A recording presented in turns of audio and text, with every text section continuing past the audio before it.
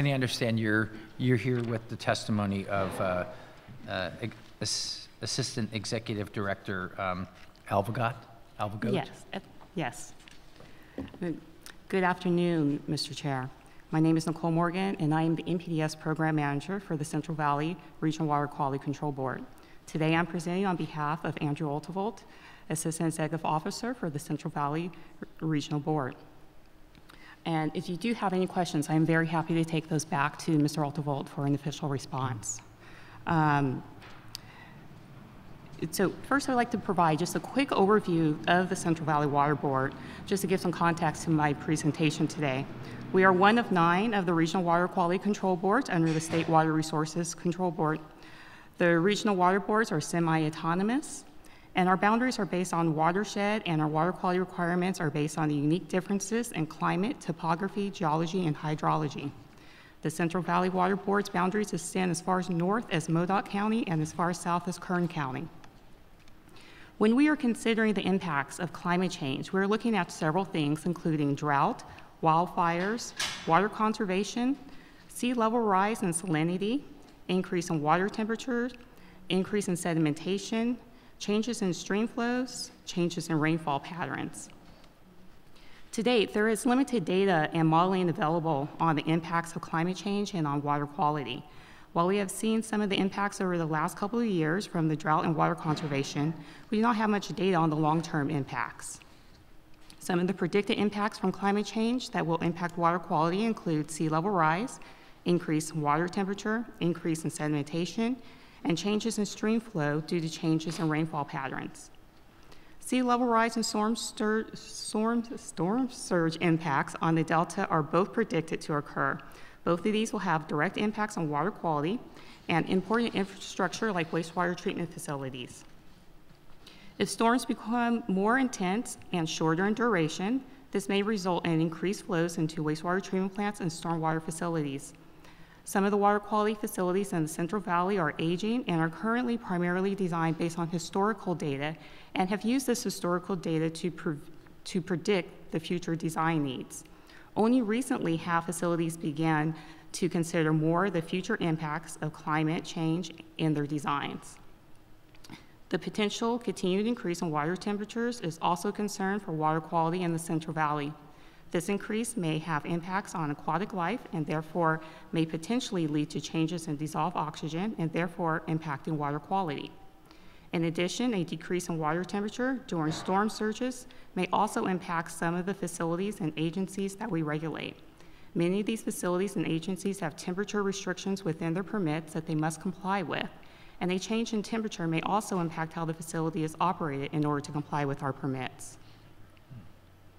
As we have seen with recent wildfires, the fires leave the surrounding area without vegetation to filter slow rainwater runoff, and therefore there's a potential increase in sedimentation reaching our waterways. In addition, if the predictions of a wet winter are true and we receive a large amount of rainfall in a short period of time, there may be an increase in sediment from these areas.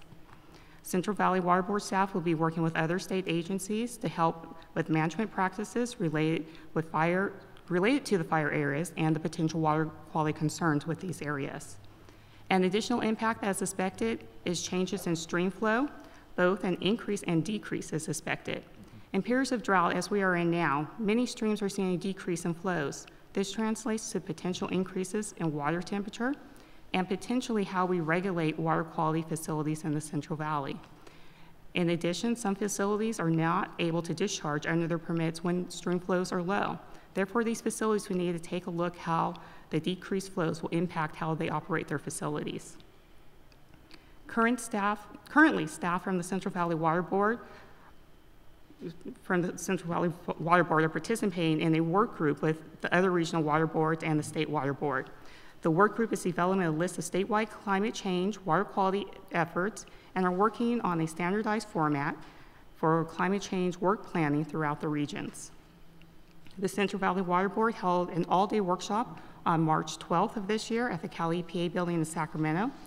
The purpose of the workshop was to get initial input from the public and our board on elements of a climate change work plan. Topics of discussion included research, data, and modeling of climate change impacts in the Central Valley.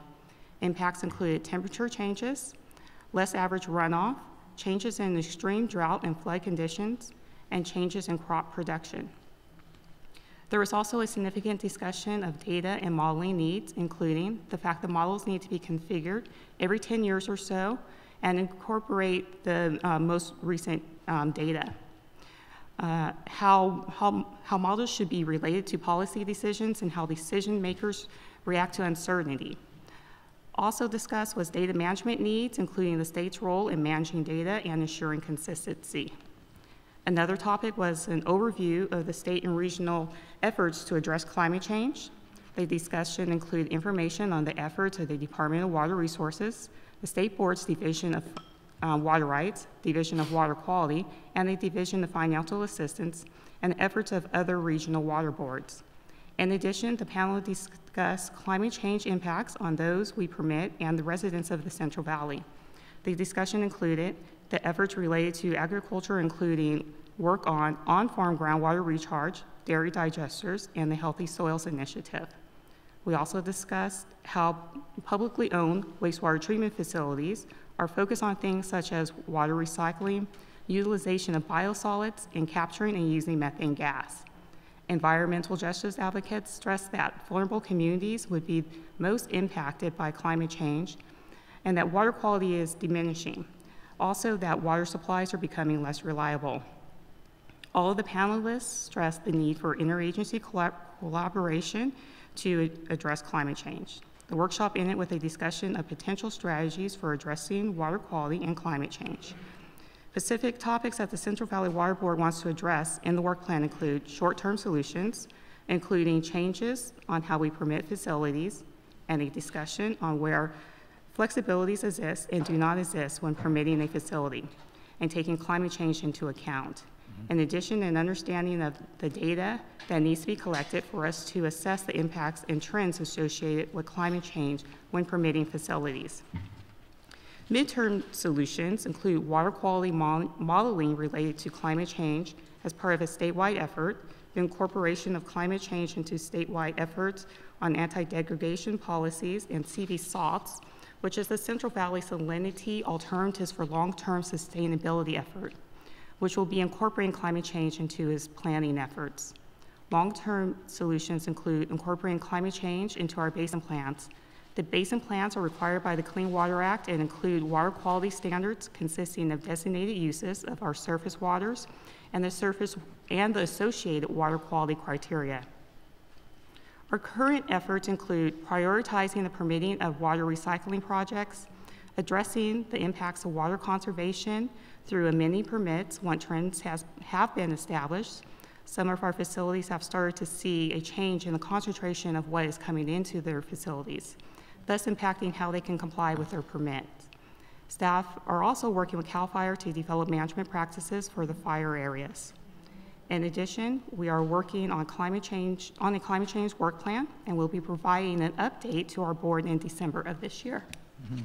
Thank you. Well, thank you. We, you know, I know that we can't take questions, but I'd like for you to share with Director Altivo. I guess the cliche is we need to get on our horses and start galloping. I mean, the concern that I have is this past summer, you know, Texas got storm surges where the whole state of Texas got the equivalent of 12 inches of water throughout the whole state in a very short period. And, you know, we can only think of drought right now, but when we have these extreme weather, it's going to make the, you know, the modest efforts that we're looking at to manage data. We definitely have to manage data, but we have to really come up with a resiliency plan to adapt for these, because that, my concern is that that's going to become the norm. So, yes, you know, hopefully we get legislation that helps the regional boards coordinate with the state water board. Well, they can do that, but with also these other partners that we have. The other concern that I have is when we had our field hearing in the Bay Area, you know, they're concerned about sea level rising, right? Yes. And the impact that that's going to have on water quality, but it's also having it on their waste treatment plants. You know, their 28 or their 29 waste treatment plants are designed, they're gravity run, so they're all next to the bay at you know, elevation 0. And you get a 1 foot sea level rise, a lot of people are out of business. And the concern that I have from the testimony is that if we let all these little water districts work on their own and provide them with information, they're all going to, in the Bay Area, that would be 28 new waste treatment facilities. We don't have that type of dough. You know, the waste treatment facility, the consumer, the state. So we have to look at these challenges in the watershed or in the whole San Joaquin, you know, sub-region to say, give people information so that we're making wise decisions that are going to be adoptive before we even get to the already bad water quality in some of the communities that are poor and that are worse. I'm familiar with that. I do have jurisdiction over that, but I'm worried about the worsening of that with a series of surges. So my office, my committee will work with the director, and thank you for the testimony. Okay, thank you so much. So let's turn to air. All right. Well, thank you, Senator Wiekowski, for coming to the Valley and inviting us to come. When your staff reached out to me to ask what the San Joaquin Valley Air District is doing as far as adaptive management, it was actually a harder question than I think they expected or I did. Air quality and climate change are definitely very closely related issues, and there's a lot of overlap in the control strategies for both. And I'll talk a little bit about kind of where there's co-benefits involved and where there's some dis-benefits dealing with both issues. But the reason it was a challenging question, I need to explain a little bit about our air quality situation here in the Valley. Most people are aware the San Joaquin Valley has one of the most challenging air quality situations in the country. It's a product of having a lot of activity here in the Valley, having mountains on all sides, having stagnant air masses. Literally, to have clean air here in the San Joaquin Valley, we have to be the cleanest place on the planet as far as what we emit in this valley.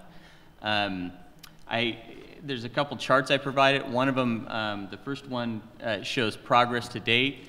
We have had tremendous progress. The Clean Air Act, the State Air Resources Board, our local air district, have been extremely effective at reducing emissions here in the Valley. Criteria pollutant emissions have been reduced by about 80%. We're seeing air quality in general that's cleaner than people that are in the Valley today have ever experienced throughout the years, but we have a long way to go. In order to meet the existing 8-hour ozone standard that was, or the first one in 1997, the Valley had to reduce emissions by close to 90%. In 2008, the federal government published a second 8-hour ozone standard. In order to meet that standard, we need an additional 90% beyond those controls that are already in place to meet that standard. And in the next month, it's anticipated EPA will announce a new standard that's, again, lower than that standard that was adopted in 2008. Mm-hmm. So in order for the Valley to meet those standards, we need truly transformative measures to change the way we do everything. It's been put that in order to meet the existing 8-hour standard and then the proposed new 8-hour standard, we basically need to eliminate the emissions associated with the internal combustion engine. The second chart I provide there kind of shows you the magnitude, if you look at a stacked bar chart of emissions in the Valley, of here's what emissions are today. The line in the middle of the chart, the red line, shows to meet the 1997 standard, and the two lines at the bottom of that chart show what it takes to meet the 2008 and then the new standard that will come out in the next month, where it's anticipated to come out. Now, some of these ozone emissions they're your problem, but they're not your cause. I mean, you know, some of these heavy trucks are leaving Long Beach and driving to Chicago, or they're leaving, you know, they're just driving through I mean, the farm equipment, it's your problem, right? But some of these are other sources. We had the fire folks here because, you know, there's a fire up in the hills and all of a sudden all the bad air comes down in the San Joaquin, the valley. I mean, that's, when you try to achieve the compliance at these levels, how do you separate the, let me call, homegrown sources of pollution versus just the migration of pollutants? That's a very interesting question. And the way the Clean Air Act works is the Clean Air Act doesn't care where it came from, really. The Clean Air Act says you put monitors around the basin, and it says the air must monitor at this level. So whether we have the authority over the source or whether it's a homegrown source or not, we're responsible for it. We're responsible for reducing those emissions. Now, the solutions, on the solution end, that makes things quite challenging. Even the homegrown, as you mentioned, as you called it, pollution here in the Valley Air District really only has authority over stationary sources and area sources. So everything from oil refineries to gas stations to farms here in the Valley, we actually have regulatory authority over. Mobile sources are the state and federal government. California Air Resources Board is a worldwide leader in controlling mobile source emissions. At the federal level, one of the issues we have is they generally adopt standards for heavy-duty equipment to satisfy the whole country, but they aren't generally aggressive enough for what we need here in the San Joaquin Valley or in South Coast. Pretty close to 80% of our nitrogen oxide emissions in the valley are from heavy-duty equipment. Heavy-duty diesel equipment on-road and off-road. That equipment is almost totally controlled by EPA as far as new standards on what emission levels those engines must meet. So we do have to work with a lot of different partners to meet the standards, but in the end, the standards are the standards, and we have to, along with those partners, get to bring this bar chart down to these lines at the bottom of the page. And there was a lot of contentious debate in the legislature this past year about some goals that had been proposed for climate change purposes. To be quite frank, even if we had met those goals, we'd fall short of meeting attainment here in the San Joaquin Valley. That shows you the magnitude of the challenge. Even those aggressive measures that people were debating weren't enough to get us to attainment of the federal standards here in the Valley. So when I was asked what our agency plans to do differently because of climate change, it was a tough question because we're doing everything we know how to do right now, and we still don't have the answer to our existing problem, more or less a problem if it's 10 degrees warmer or whatever climate change does. We're already in a situation where we're doing everything we possibly can, and we need new technology to come along to help us meet the standards. And now that doesn't mean that there isn't an interplay between climate change and local air quality, and policy-wise, there's a lot of interplay. And you already mentioned one area, which is in dealing with the forest issue and wildfires. The Air District has always been a proponent of thinning the forest, of managing the forest. We actually work with both the state and federal land managers. We have a daily call with them. There was a discussion about prescribed fire. We actually work with them to do forecasts to say, yeah, today's a day you can do a prescribed burn or not do a prescribed burn. And what we don't want to see is catastrophic wildfire. While there may be some localized impacts on a short term with a prescribed fire, back in, I think it was 2007, and then this year, we saw some of the highest air quality readings ever in the San Joaquin Valley due to fires in the Sierras and the coastal range.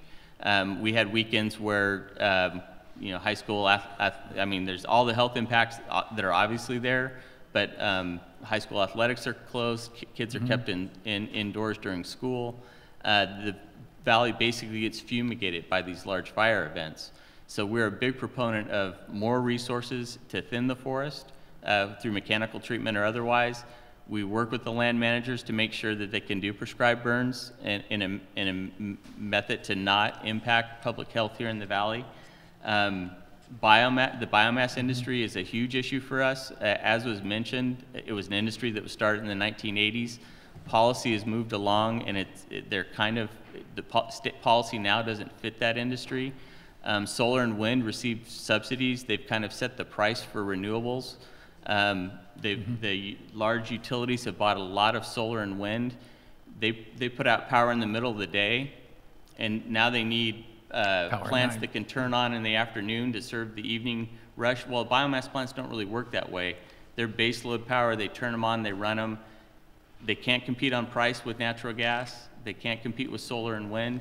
We lost 2 of our biomass plants last year here in the valley that served to reduce ag residues, which is mostly woody waste, by the way. We're not talking about growing crops for biomass. We're talking about orchard removals, prunings, that kind of thing.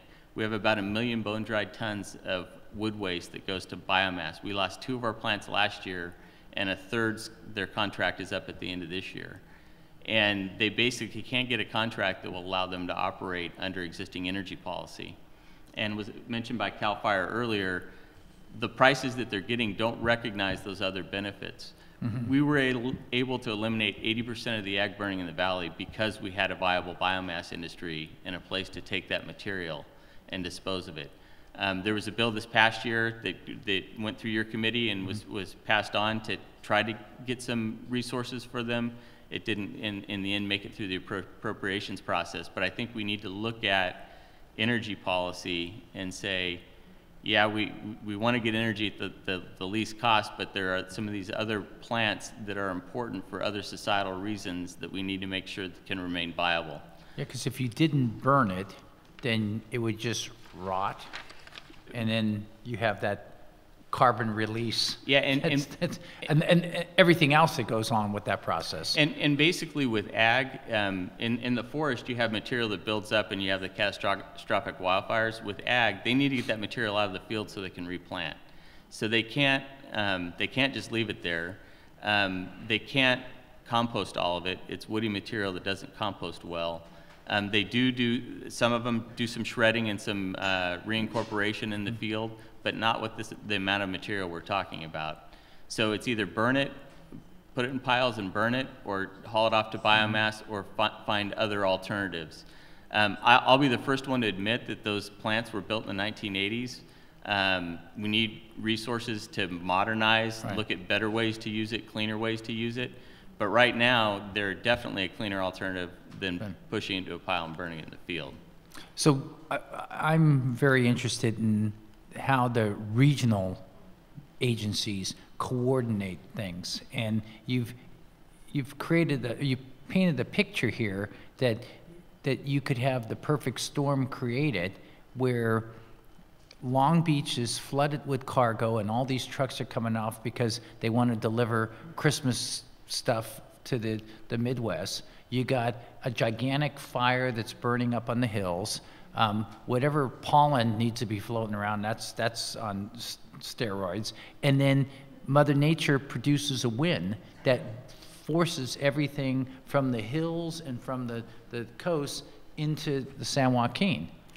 You've described the nature of our challenge very well, Senator. So how do if we're looking at state adaptation policy and resiliency policy, what are what's the cliche, some tools in the toolbox? What do we give regional? I mean, obviously data is important, but what's missing that you don't have control over that affects your air quality? Well, I think I thank you for that question.